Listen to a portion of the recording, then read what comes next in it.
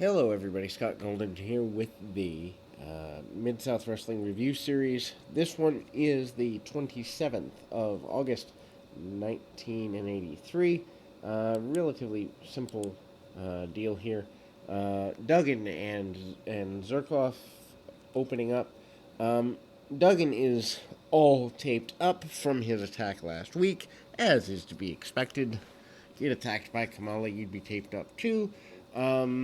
In any event, and we kind of see a shove off by Duggan. Duggan with a um, big hip toss and sends Zarkov off to the floor. He also is an unhappy guy. And again, we see a couple of shots with the Irish whip and a big backdrop over the shoulder.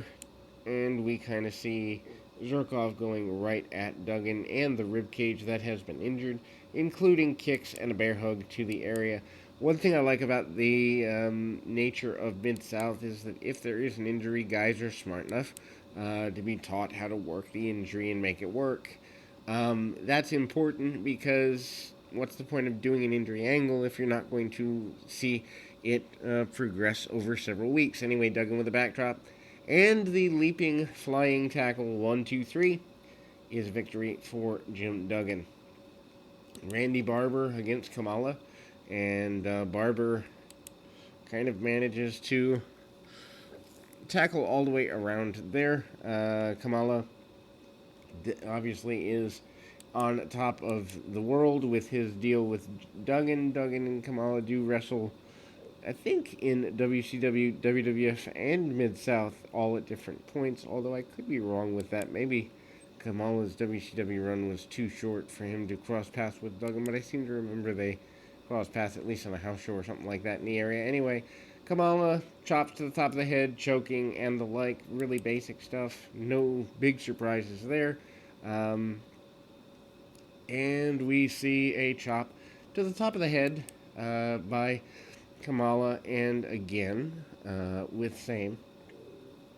And then we will kind of see the Irish whip by Kamala. Kamala hits double chop, and ultimately that hits a big splash, and Kamala is ultimately pretty aggressive, hits a couple of big splashes, and gets a victory here.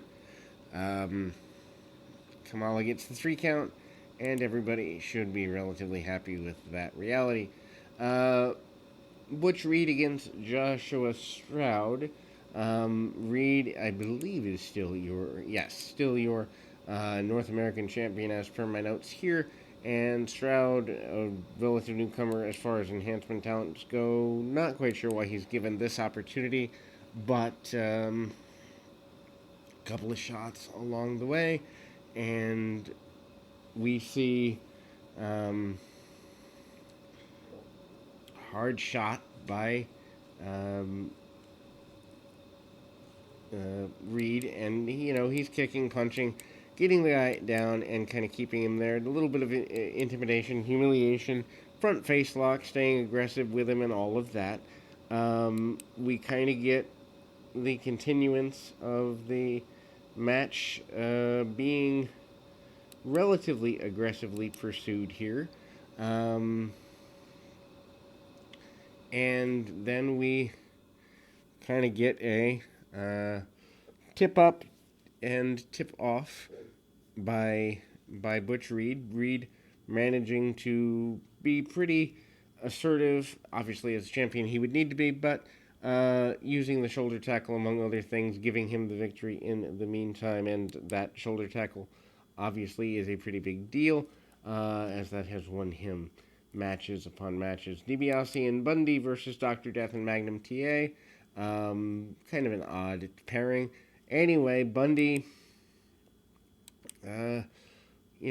managing to be around Dr. Death and Ta. Overlapping is kind of cool. But again, maybe he and Duggan have lost the belts already, because it just seems odd that they win the belts and then, aren't teaming nearly as much anymore as champions as one would imagine them to.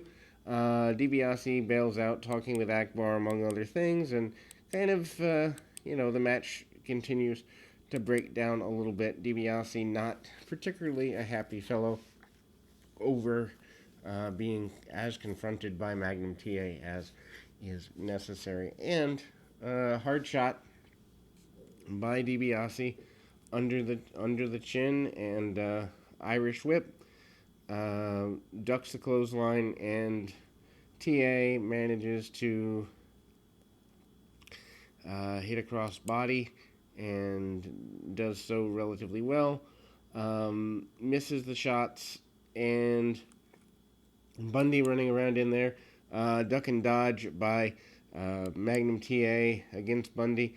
Meanwhile, Dr. Death and DiBiase up. They brawl a little bit. DiBiase hits a couple elbows, and then we go back to the interesting square off of Dr. Death and King Kong Bundy. And that is a interesting square off for a number of reasons. Meanwhile, DiBiase tags off to Bundy, but Bundy manages a kick and a couple of shots, and then drops the knee right across the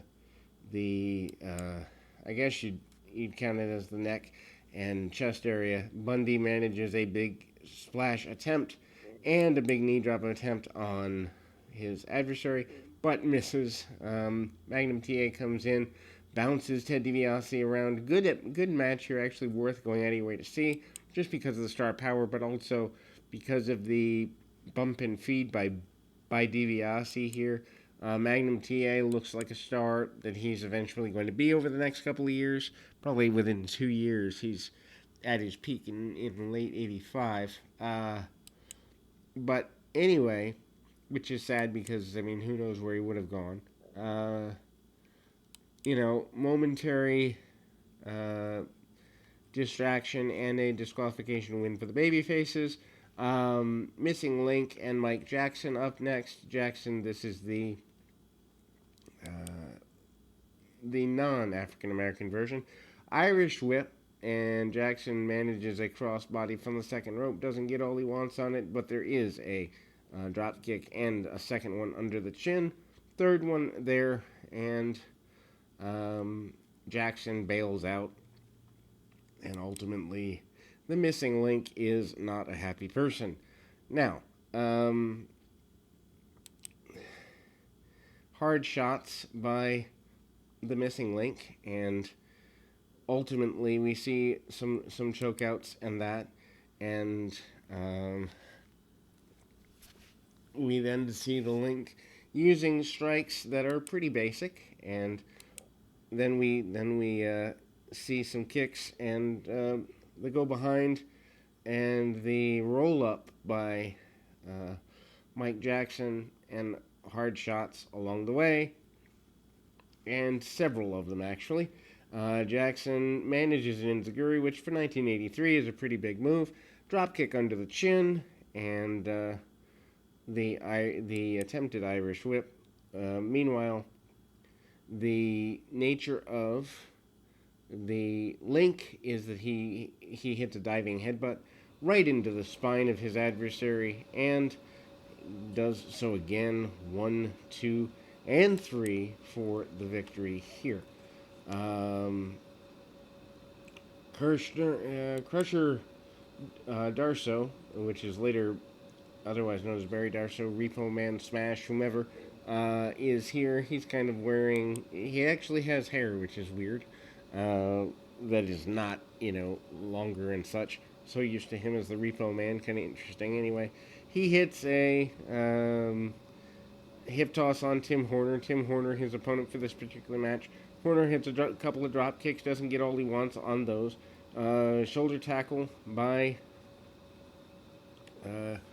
Darso, and again hits the big body slam across the ring, and we kind of see Darso pretty aggressively going after his adversary here. Big body slam again, and kick to